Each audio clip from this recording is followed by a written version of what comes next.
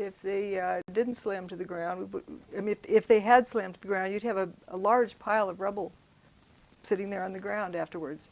And that large amount of debris was missing.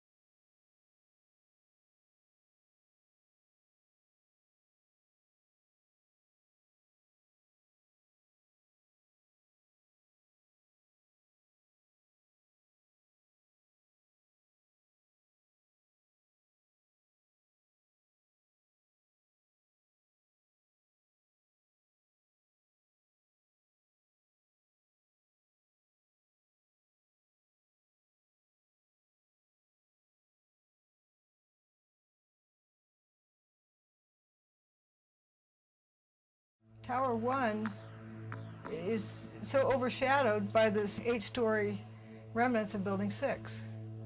What's wrong with this picture? You should have at least 100 more stories of the north wall of Tower 1. Where is the north wall?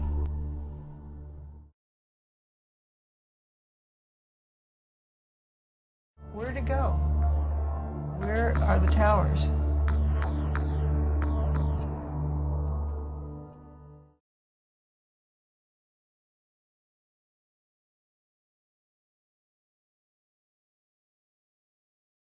And apparently there's not one single toilet being recovered from the entire both World Trade Centers. Yeah, and that's another observation that Judy Wood had made, that you know, if you consider the restroom facilities in the towers, you know, these huge complexes in the sky with thousands of toilets, they're shiny, they're brightly coloured. Go and look through all the photographs of the debris, you will not find one of them. Where did they go? Okay, because it wouldn't necessarily all be broken down into tiny parts, would it? You'd have big chunks and small chunks and all different sorts of...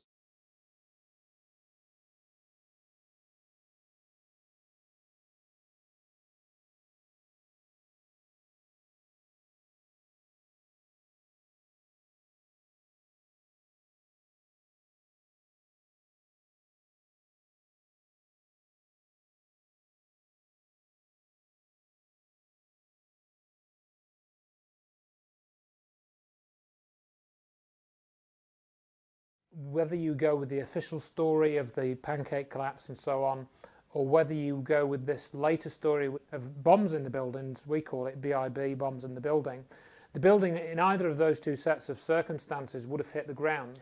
Basically, it would have clattered to the floor over a period of well over a minute.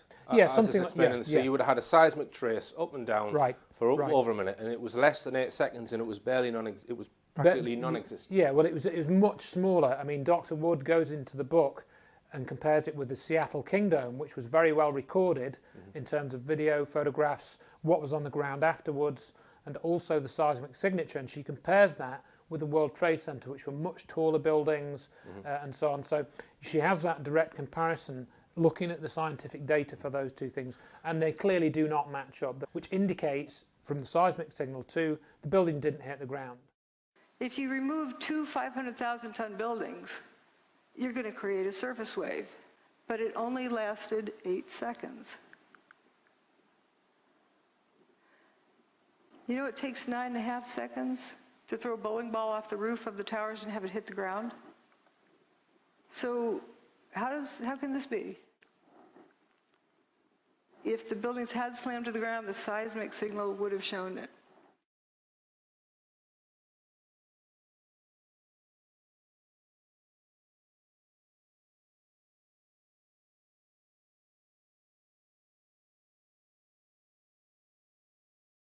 This is an earthquake that was in Manhattan in January of that year, on the same bedrock. It was in Midtown Manhattan.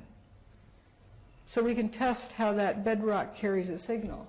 This has a whole lot more high-frequency waves, a whole lot more going on. I call this the nozzle, kind of leading up to the big signal. This is when the P wave arrives, the primary wave and then the secondary wave. And you can tell how far away an earthquake is by the delay of those, if it travels through the ground. If it doesn't travel through the ground, you only get surface waves. Only surface waves, and look how much smoother it is. It's not that high frequency kind of rattling look. The Seattle King Dome was a controlled demolition, and this is the signal it leaves. Notice it has an S wave and a P wave arrival. And it lasts like 52 seconds for the majority of it.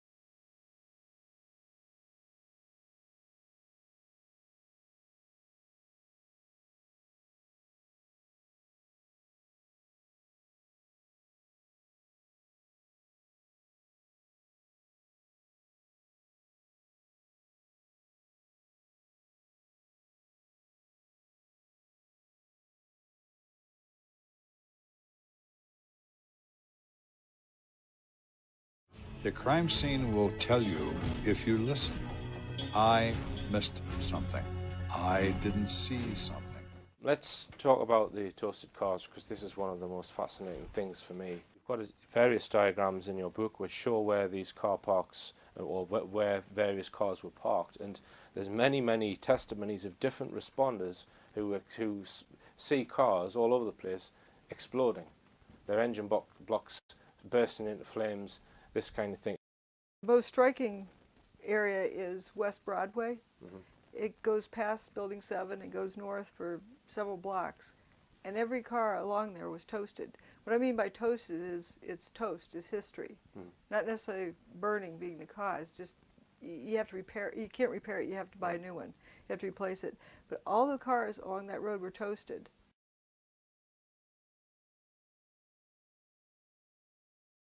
There's 1,400 of these damaged cars. This isn't just one isolated incident. The cars are like as far away as a quarter of a mile away were getting damaged. You will see an image of the parking lot with the cars in a normal state, and then the next frame of the video you will see that the cars are still in the parking lot and they've been completely toasted. All right, so they haven't moved.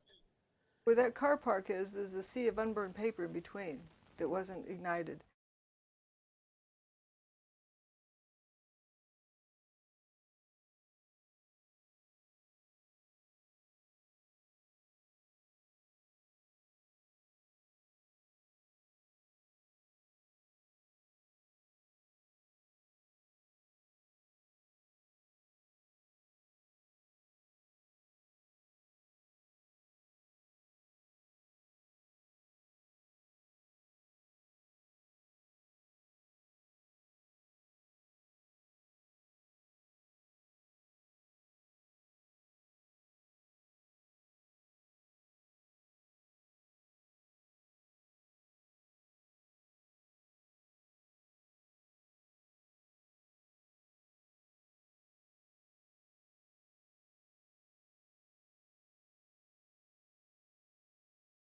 Here's an example of a dodgy car. Right, we've got a car here that's half damaged and half pristine. If you like put your hand over one half of it, it looks like a new car. And the unmelted roof, the unmelted plastic lights on the roof. Yep, that's a pretty good picture. And we've got several Yeah. pictures of that, different angles. And this, I'm pretty sure this is on FDR Drive, this car, Yep. which is about half a Well, mile away now. Sorry. this is an image that's been used to debunk Dr. Judy Wood, because it's this car, I think, has been found elsewhere, and it's been moved from somewhere to here, and people say, well, look, you're saying it's been found there, and look like that. Irrelevant. Look at the car. Whatever happened to that car, it shouldn't have happened like that. So if it happened here or it happened underneath the World Trade Center, it wouldn't matter. It's You make a very good point. It appears that there's something in the environment that has had an effect on, particularly on metal objects, basically. Metal being more easily affected than others, but there's different types of metal that are affected more easily, like the door latches, the trunk lids, the door handles on the cars. Those were pretty easily destroyed quickly. So you've looked at a lot of these effects, and basically you sort of say that, well, look, the whole, if you consider the whole body of evidence, it can't be explained by any of the other. By any kinetic energy. Driving on the Manhattan Bridge, there were some EMTs, emergency medical technicians, who spoke of, you could feel the heat from the bridge. It was so hot you could feel the heat from the bridge. Well, the paper in between them and the towers, 3/4 of miles away, didn't burn. So it wasn't conventional heat. It was something their body sensed as heat. So we can't see it, but we can see things that are just like that. Like your microwave oven, you don't see that, but you see the effects. And we also know that it affects liquid differently than dry paper. I mean, just consider microwaves just for a second, because it may be something akin to that that's being used. You know, if you put, I don't know, something on a piece of paper in a microwave, the paper doesn't get hot, I don't think. Does If it's dry, if it's dry. If you put a knife and fork in there, you get all of these flashes, which affects metal differently. Yeah, so affects metal differently. So we can see that there's maybe a parallel to be drawn with microwaves, perhaps.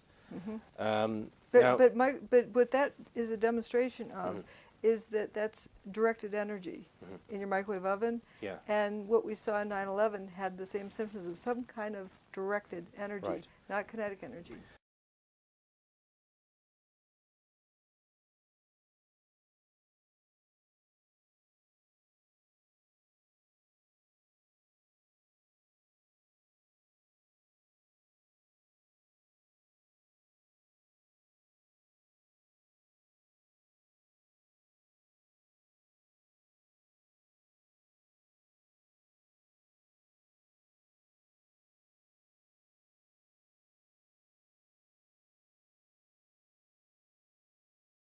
Okay, we've got a photograph up here, Andrew, and this shows an aerial view of where one of the towers was shortly after it had collapsed. Tell us about this picture. Well, this picture is one of the very interesting ones that Dr. Wood uncovered and had pointed out some of the salient features of. The main one really is the circular holes. And if you study this picture in detail, and these pictures are all available on Dr. Judy Wood's website, drjudywood.com, you can actually see 24-foot circular holes in these buildings. And how can debris falling from one of these towers have created these circular holes? It doesn't make any sense. So there's one to the top right here, is that right there? Yes. Is that correct? Yes. Where are the other ones then, Andrew? I can only see one there.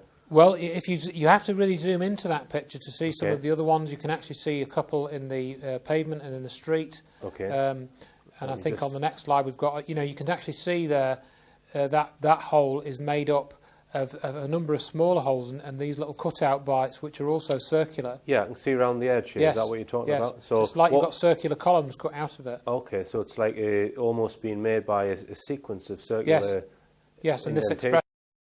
So what would the diameter of each one of those circles Well, be a lot then? of these have a common diameter of 24 feet. Okay. If you look carefully, you can see this recurring feature Is of this these hole here circular in the centre? cutouts. Is that? Yeah. Okay. Yeah. And is there any other holes on that image? I mean, Not shadows from there. Okay. Again, if you look at the others that are on Dr. Judy Wood's website, you'll see there is one where she's highlighted holes in the pavement. Okay.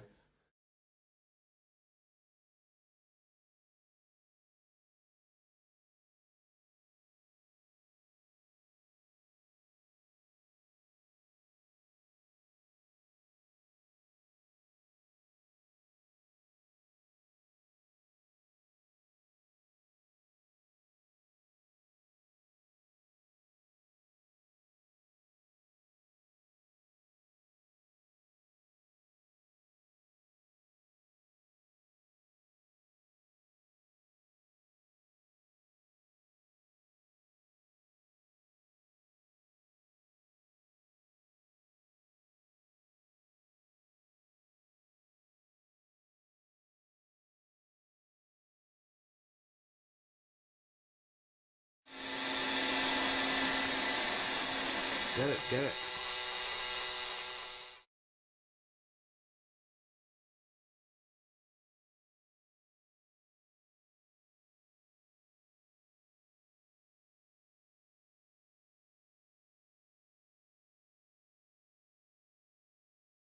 One of the strange effects that Dr. Judy Wood catalogued was these weird fires. You see here a raging car fire, paper only a few inches away, not burning. A fireman walking past some fire, all this paper around it is not burning. This looks like fire, but it's not conventional fire. It may turn into conventional fire at some point, but when it starts off, it isn't. This is John Hutchinson's experiment of trying to reproduce the Philadelphia experiment. And you'll see around the boat, if you haven't seen it already, bursts of flame just spontaneously happening. So that's one of the phenomena. Spontaneous fires. Bent beams. That's a copper bar, 3-inch diameter solid. It's not hollow after one of John's experiments. That's a beam from the World Trade Center. I'm going through this quite quickly. This is all in the book, and I've got booklets and all kinds of stuff. It's plain as day. Plain as day when you see it, when the comparison has been made. This is a police car, as you see, NYPD. Is it parked that way, do you think, on 9/11? Here's John Hutchinson's reproduction of, from a challenge for Ace Baker from November 2008. He was challenged, a $100,000 bet to reproduce his levitation effect with this wrench by a chap called Ace Baker, who I've written about in my book. John did the challenge. He reproduced the levitation. Of course, Ace Baker never showed up. We saw levitation effects. We saw the levitation of the wrench there. We've got a number of levitation accounts of witnesses. This is from Michael Macco. I realized I couldn't get out from under the collapse. I dove under the ESU truck that was facing north on the west side of West Street. I dove under that and waited for the building to come down. When the building did come down, I actually thought I was trapped, and the truck was blown off me, pushed off me, I guess. It was not there. At that point, I was just really shocked and didn't know what was going on at that point. I didn't know. I was really, really shocked. So hang on a minute. It dives under this ambulance. The building comes down, then the ambulance is gone. How did that happen? We've got recently discovered the survivors in Stairwell B. One of them describing coming down the stairs, and he's got one of these, heavy hard hats on, and he hears the building coming down, and his hat starts lifting off, and he grabs it on. Excuse me, why would his hat lift off? What's going on? South Tower came down, I was across the street, and I picked up the camera just out of habit, and something in the back of my mind said, run, run, run. And never in 20 years of shooting in New York have I run from an assignment. But something in the back of my head just said, run.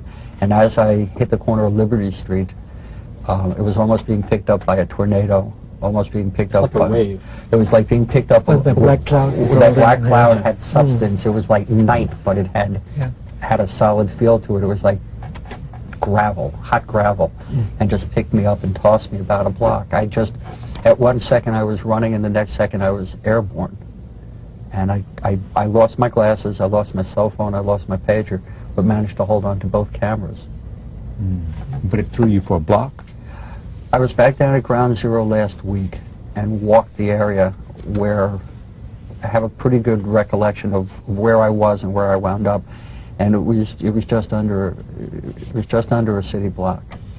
He's a New York Daily News photographer. He was levitated and carried a block.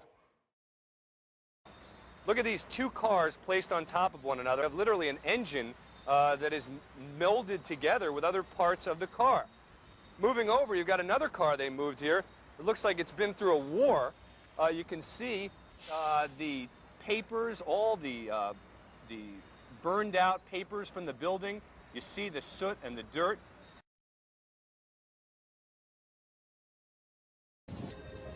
It's this fused element of steel, molten steel and concrete and all of these things all fused by the heat into one single element. And almost like a chunk of lava from Kilauea or Iceland, where they're very sharp but breakable shards on the end here.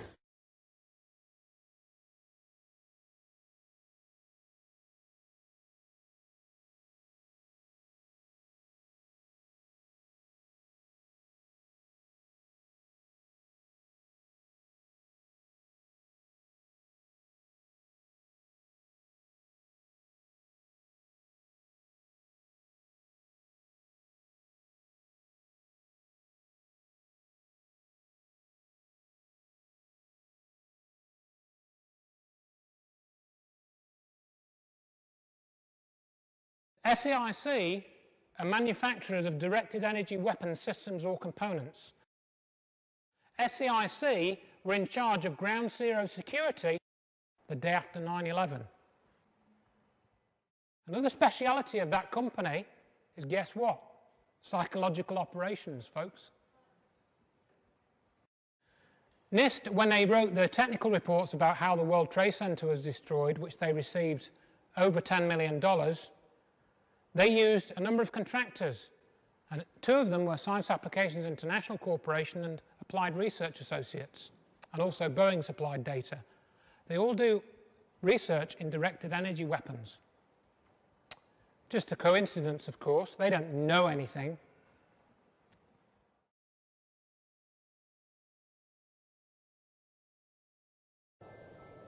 Real progress is being made in a laboratory in Canada.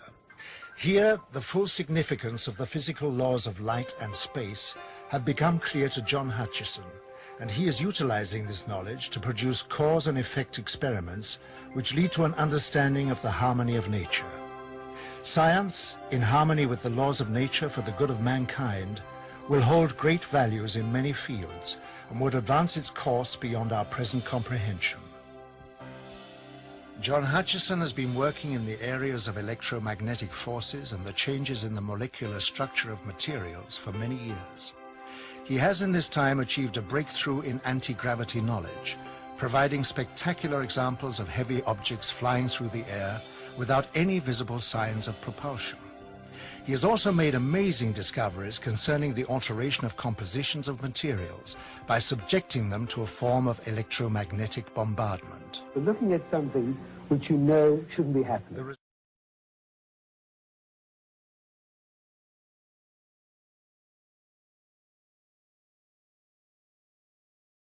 The dips in the magnetic field is you've got when the first plane hits the building, it dips first. Then the second plane hit, it dips, and then it's haywire all day, and right till 5:20 when the building 7 comes down, and then it just goes back to normal.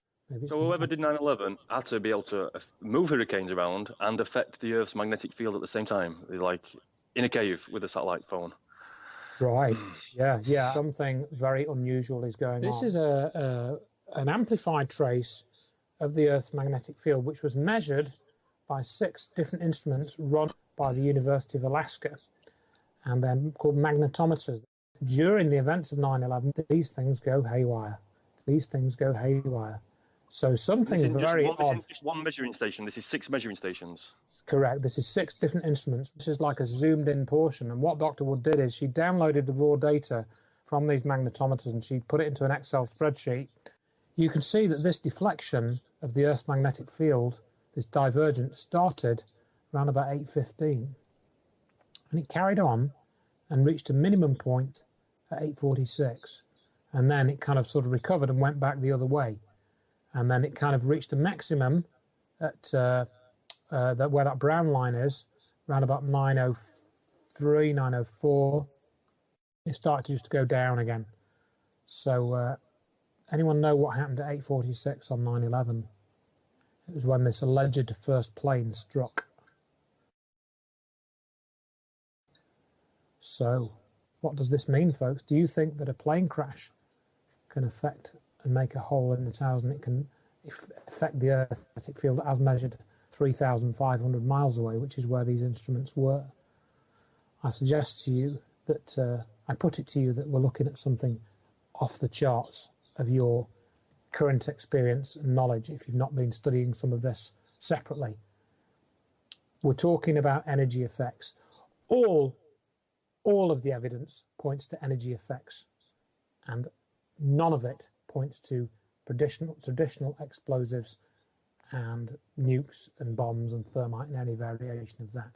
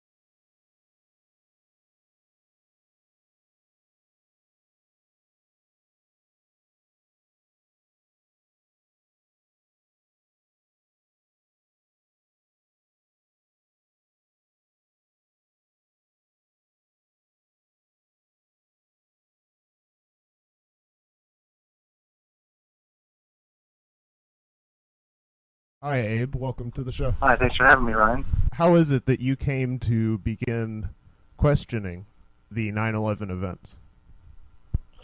The first real incident that I remember that led me to question 9/11 was becoming very concerned with the wars and repeatedly hearing on television that the wars were happening because of 9/11. And this was around 2008 when I was getting towards the end of studying biology at the University of Iowa in undergraduate college.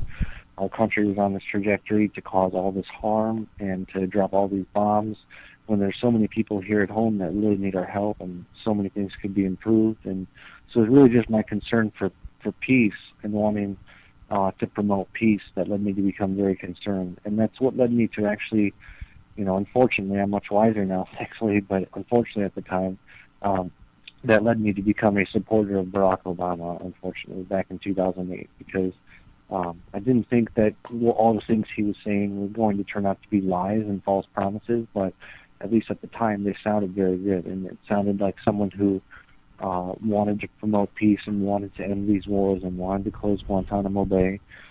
So I naturally became a supporter of him and started telling other people that they should look into him and consider voting for him. One of my wiser friends kind of called me out at the time and said, he's a liar, he's not going to change anything, you need to look deeper into these topics. And one of the topics she mentioned was actually 9/11. And she referred me to some websites that helped me to be exposed to some information that made me feel very confident in my understanding that we had been lied to, that the 9/11 official story, known as the 9/11 Commission Report, was filled with lies and inaccuracies and omitted testimonies. And I became very concerned that we had been lied to and that we were going to war with these countries based on lies. And that was very unsettling for me. So I naturally started searching more for the truth within 9/11, starting to support organizations like Alex Jones and Architects and Engineers for 9/11 Truth. And I was very concerned, and that felt like to be the right solution for me, was to support those organizations that appeared to be doing something about it. In one of the places I shared it with, in some Facebook 9/11 Truth group, I encountered this other PhD professor who is a biochemist, a really smart person who was concerned and was listening to what I had to say, and then she even went further and shared some information with me and said, you know what, bombs don't explain what happened. They don't even come close to explaining what happened. And so you should check out all this other set of facts, Abe, that you have not seen before. And she referred me to Dr. Judy Wood's website, who's also a PhD professor and an engineer and a very well-qualified individual. What I found at her website was it just blew me away. And there was this collection of facts that were so well documented, so well referenced, with almost all of the sources provided, things that just could not be ignored and could not be dismissed, that showed conclusively that bombs do not explain what happened. In fact, the only thing that really explains what happens is the fact that those buildings were turned to fine dust in midair. And the only thing that really can do that is consistent with the evidence, is a general type of weapon known as a directed energy weapon. And it sounds very difficult to swallow when you hear that being said without first seeing the facts. And then I went back to these other truth groups to see if perhaps any of this information was on their websites, and it was not. None of these very important facts were on the Architects and Engineers for 9/11 Truth site or on Alex Jones's website. It's baffled as to why these people who claim to be searching for the truth, why they were not sharing all of these truthful, factual, very important pieces of evidence. And it just didn't seem right to me. So I actually ended up messaging Richard Gage, sent him an email, asking him if he knew about these facts on Dr. Judy Wood's website, and if he did know about them, I'd like to know how he feels about them and why they're not on his website. Rather than getting a reply back from him, I didn't get any answer to my question, and I actually got banned from their website. I went back a couple weeks later to see if maybe there was an update, or maybe if I got a message through their website, since I'd never heard back through the email. And when I went back to check, it turns out that my account and profile had been completely deleted. even though there was no controversial information or any reason for my profile to have been deleted. All they had done was sent him a private email. And there was no response, no message to you? No, not at that time. So I was very concerned by that. It felt very unprofessional and very suspicious, especially considering that I was a donor and supporter of them for over a year, or approximately 1 year. So I naturally started telling people that. I was going to other truth forums, and I would ask other people if they had these experiences with 9/11 truth, and I would tell them about what happened to me and tell them what information I had sent them that led to that action. And I was really turning people on to Dr. Judy Wood's website and the facts that are presented there. That is when I got contacted by them. I ended up getting contacted by not Richard Gage, but by this volunteer coordinator named Mark Graham. And he basically tried to soften my concerns and say that he was sorry, you know, that they did that, but they felt like there was a potential that because I had come across all this information, there was a potential that I could put that into my Architects and Engineers for 9/11 Truth profile, or I could use that information to contact other people's profiles and send it to them, and they didn't want that to be happening. What he said was, it's not within the scope of our mission. You know, when someone's just sharing facts, it's amazing that they would delete someone's account completely to prevent them from sharing facts. So it just felt really suspicious. We took lots of screenshots of that and documented it, and he ultimately ended up offering to refund my donations, you know, to if I would stop telling people what happened, if I would be quiet. And I didn't accept that offer from them because I felt it was more important to tell people what happened and tell people the truth than to just get my little $80 back or whatever it was. I really didn't care about that.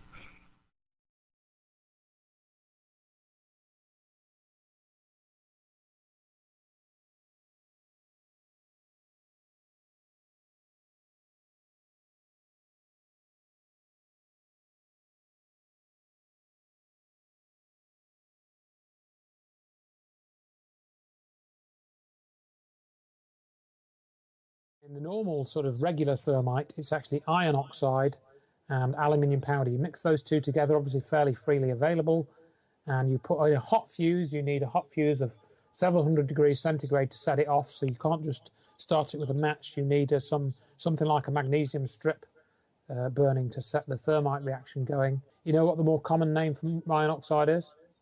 No. Rust. Rust. Rust. Oh, okay. So, going back to the World Trade Center, what did we have as part of the structure? Well, we had hundreds of steel girders. These steel girders have been standing in air for 30 years, approximately 30 years, perhaps slightly longer. What do steel girders do when they've been standing in air for 30 years? They rust. And the shiny, silvery exterior of the World Trade Center was, guess what, folks? It was an aluminium alloy. So for those guys like Stephen E. Jones and Richard Gage to say that thermite was found in the World Trade Center dust or unreacted thermite, well, what they're saying really, and what they're not saying to you, is that the remains of the building were found in the dust of the remains of the building. That's what they're saying, or what made up the building was found in the remains of the building. So this talk of thermite is a cover story. Now, of course, they will argue, oh, but that's, you know, we know that this wasn't made up from the building because it's got this special signature and we found nanothermite. But they haven't got any evidence for that. They can sort of make it fly because of what the building was made of. A measurable proportion of iron oxide and a significant proportion of aluminium. They don't want people to know and understand and realise and become aware of that the buildings turn to dust before they hit the ground, because that is a new type of process.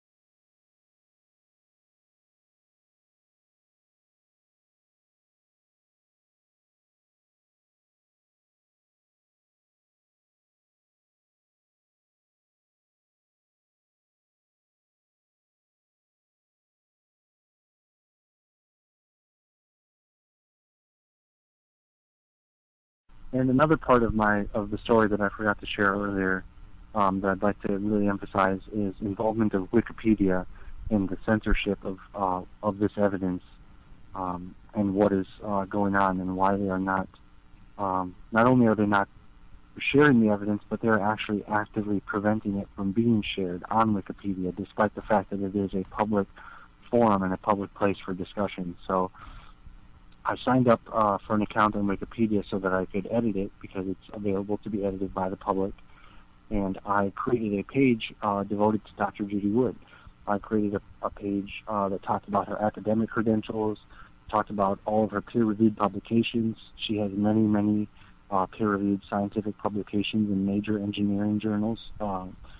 And her efforts as an academic professor, as a scientist, as a researcher, they are just unbelievably powerful in and of themselves, aside from all of this 9/11 effort that she has also put forth. So I thought that she is well deserving of a Wikipedia page. You know, there's many people who have done much less for the world and achieved much less with their lives that have Wikipedia pages, and I thought, of course, she deserves one. And so I created a page, put a lot of her information on there, and in one small section of the page, I mentioned her efforts in the 9/11 Truth community. I mentioned that she has assembled facts. I mentioned that she has taken these facts and actually sued the private corporations that were involved in the phony 9/11 investigations and the science fraud that occurred during those investigations. She actually sued them based on scientific merit, based on the Data Quality Act, trying to hold them accountable for the science fraud that they have put forth that continues to affect the world till this day.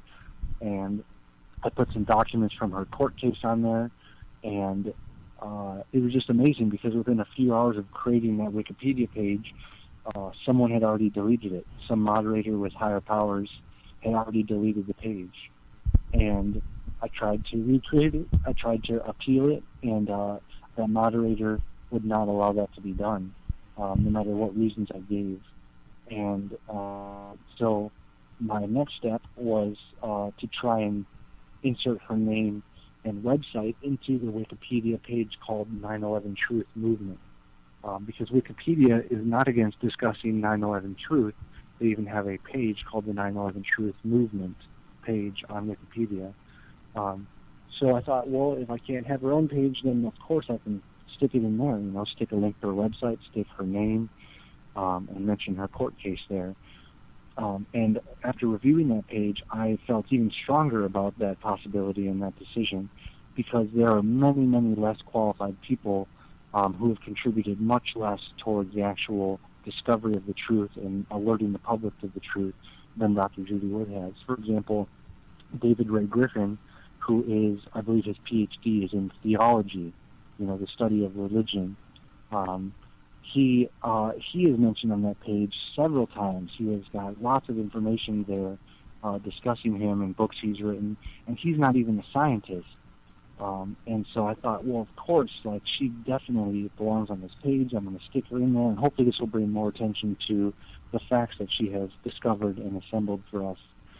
And unfortunately, someone was even moderating that page very, very closely, because within a matter of minutes of inserting one or two sentences about her into one of the paragraphs and inserting a link to her website at the bottom of the page where the supplementary links are all posted, there's a whole bunch of links at the bottom of the page, so I put her website on that list of links.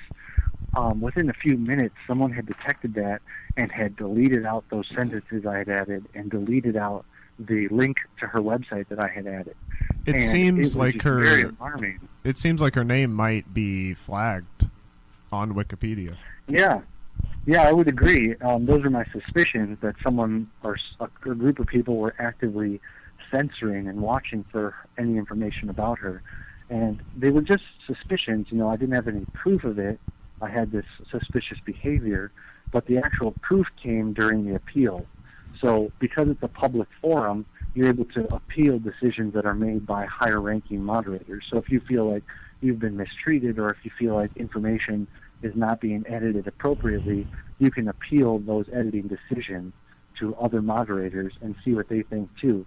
So I appealed the process, I appealed it to see if I could get people to look closer and see the censorship that was happening.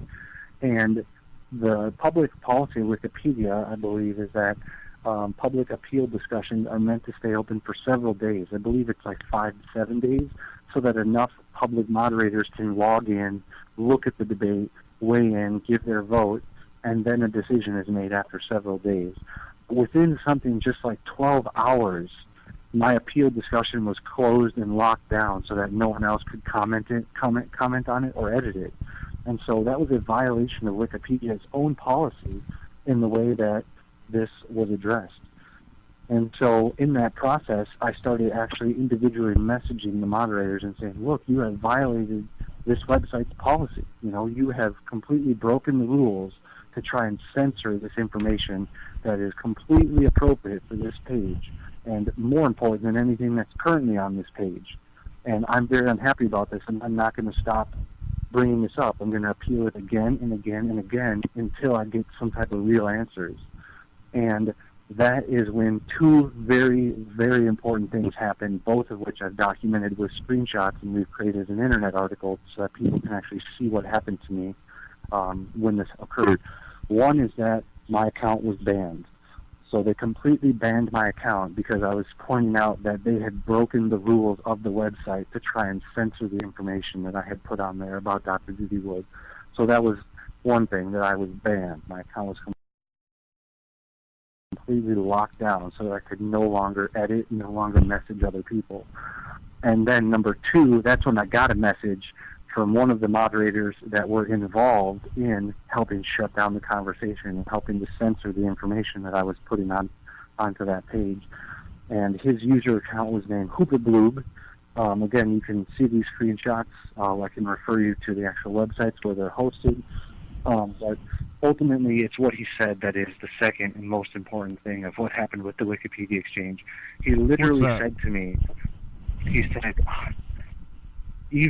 said, I would give up on this topic. I would give it a rest. It's a waste of your time, because even if you came up with good reasons, better reasons that she should be mentioned on this page, they wouldn't let you anyway because she is on a block list.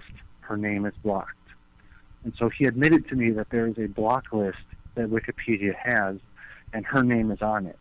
And so moderators are instructed to reflexively just block any mentioning of her or the material that comes with her name as part of their part of the way the moderator system works there. Wow, they have a special flagging specifically for Dr. Judy Wood. That's amazing. Wikipedia censors Dr. Judy Wood.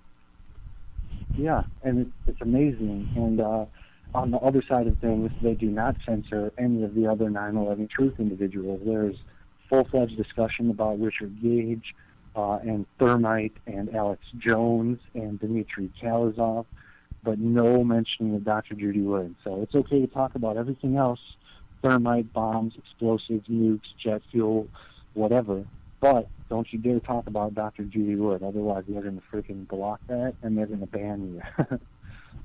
So it's just amazing. And it's all documented in screenshots and actual snapshots of what actually happened, so you can read the exchange for yourself. You don't have to take my word for it or anything. People think that the cover-up is just the fact that there were no Islamic terrorists, right? That's the cover-up that was given to the mainstream, right?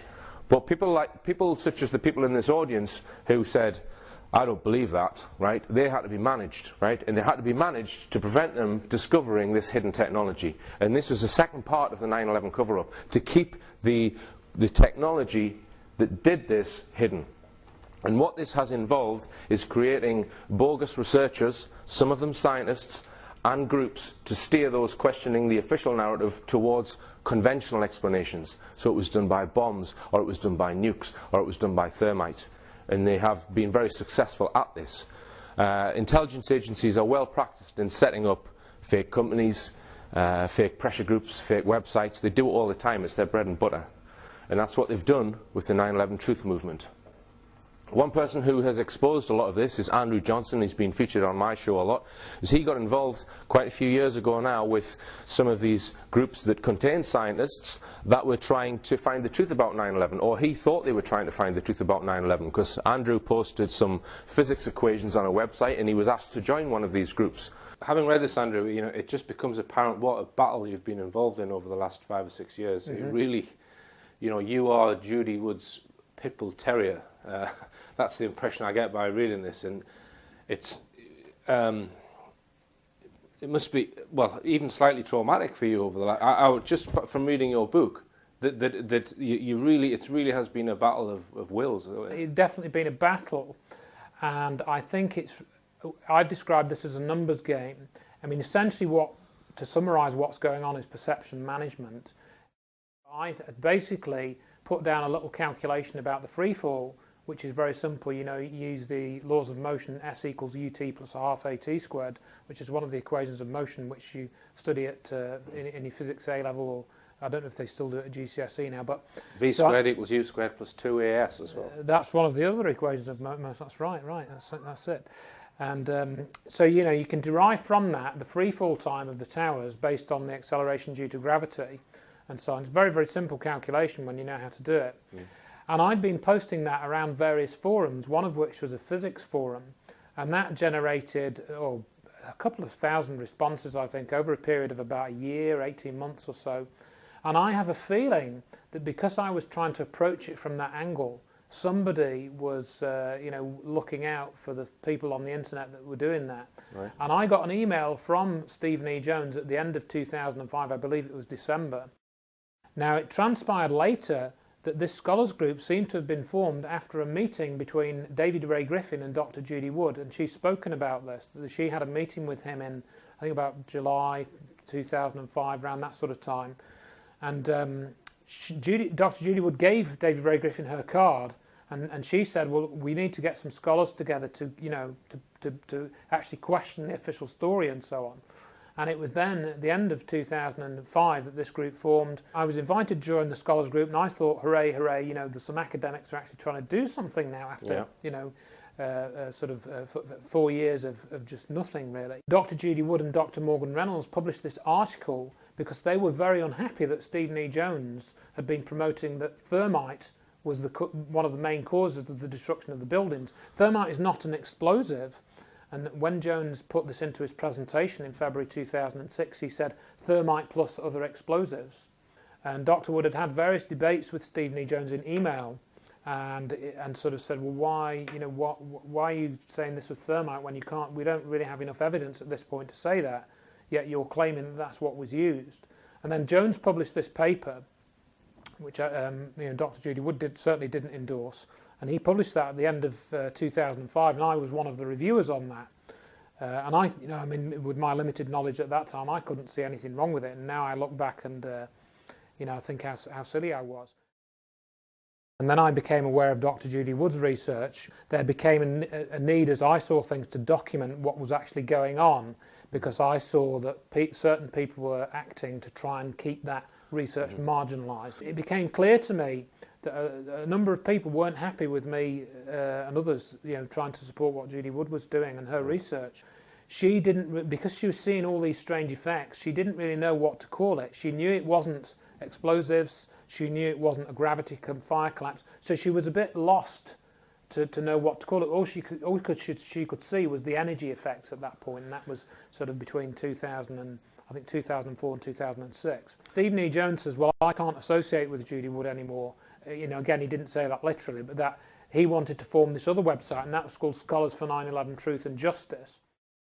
Now, it turned out later that Stephen E. Jones, I found out about a year after this, that he was connected to the cold fusion research in 1989, and that was a very interesting connection because that had a direct connection into energy, the energy issues.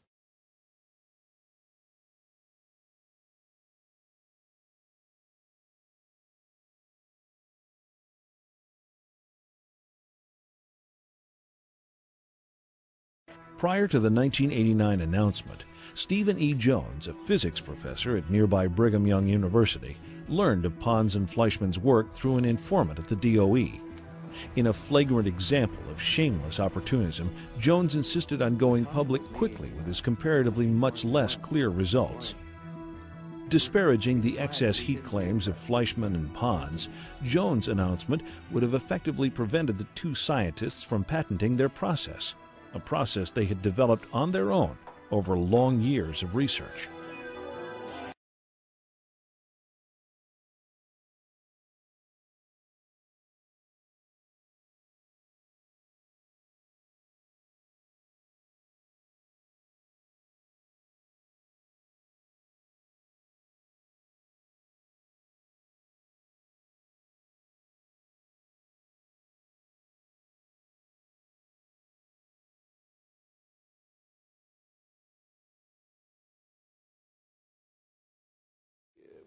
Dr. Judy Wood's assistant, Michael Zabur, who was helping Dr. Wood, had some inside knowledge of energy technology.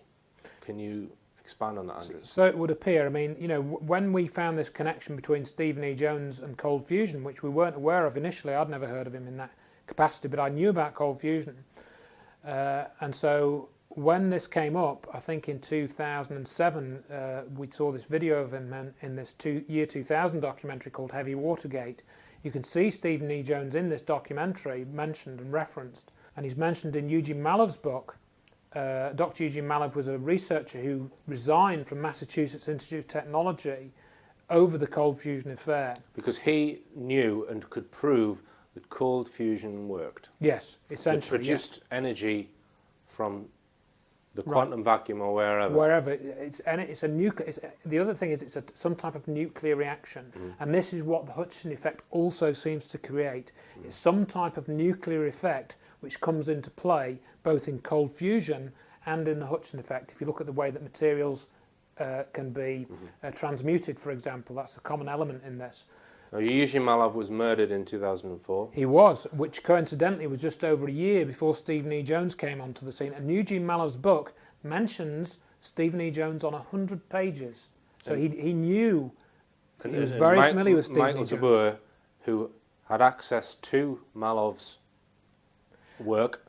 Essentially, he probably would have because, well, basically, Michael Zabur wanted to tell Dr. Wood that he knew about energy. And it turns out that Michael Zabur had an uncle called William Zabur who ended up working with Eugene Malov on this New Energy Foundation, which was basically a project they started to try and find research funds for people, you know, for example, like John Hutchison, to continue looking at this new energy technology, this free energy technology. And Michael Zabur was murdered in 2006. He was. You know, you get the good material, which is fairly clear-cut, and then if you can associate that with stuff that's more woolly or not proven or not provable, then you can dilute the good information and really, in people's minds, you can introduce doubt, and that's what this is all about.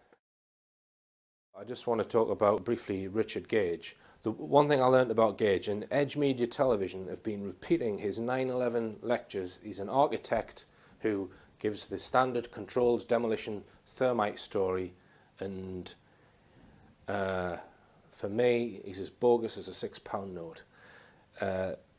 He said that he was asked whether he knew about the seismic activity on 9/11, and he said he hadn't even looked at the data. He's travelling around the world, all different countries, giving these 9/11 truth lectures, and he hasn't bothered to check whether there was a seismic trace. Now, for me, that's a key thing that someone who is supposedly scientifically putting information forward about 9/11, did the buildings make a clatter when they hit the ground, and how long did it last for, and what was the size of that clatter, basically? And he hasn't even looked at that. He isn't even aware of the trace. Well, that's right. I mean, we have another video of him, and if my memory is correct on that particular one, he says the reason why he doesn't discuss the seismic data is he doesn't understand it. And that's what he actually says in this video clip. Yeah. So, and there are many issues with Richard Gage. You know, basically, I've written about this on my website, and we have this interview where he describes Dr. Judy Wood's research. He described Dr. Judy Wood as practicing witchcraft. because she won't talk about these iron microspheres, which is nonsense, because if you look on page 332 of her book, you'll find the iron microspheres are discussed in her book. So he's lying about that. And the list with Gage goes on and on. You know, I mean, I've got quite a lot of information on him now.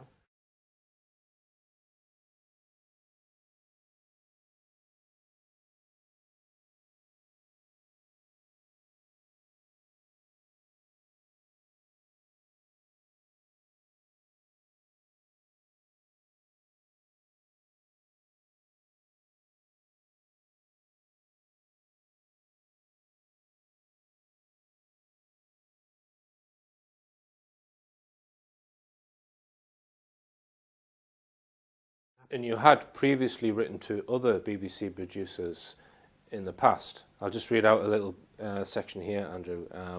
This is in connection with news director Helen Borden. Oh, yes. Where you say, regardless, as campaigners, we will continue to reveal the truth about 9/11 to the British public. And I now personally regard the media as a controlled entity and one that is ducking its responsibility. It is therefore my responsibility to spend my own time and money to promulgate the truth about 9/11 being an inside job, and I will, unless this programme changes things, continue to discuss my email exchanges with BBC News Director Helen Borden, who has blatantly ignored evidence and refused opportunities for us to present our evidence in some broadcast vehicle or other. This is now documented and will, if possible, be used to prosecute the BBC for a breach of its charter. So all of this correspondence you've had with the BBC, Andrew, where you've brought it to their attention about the work of Dr. Judy Wood and what really happened on 9/11, they're going to be in court one day, hopefully.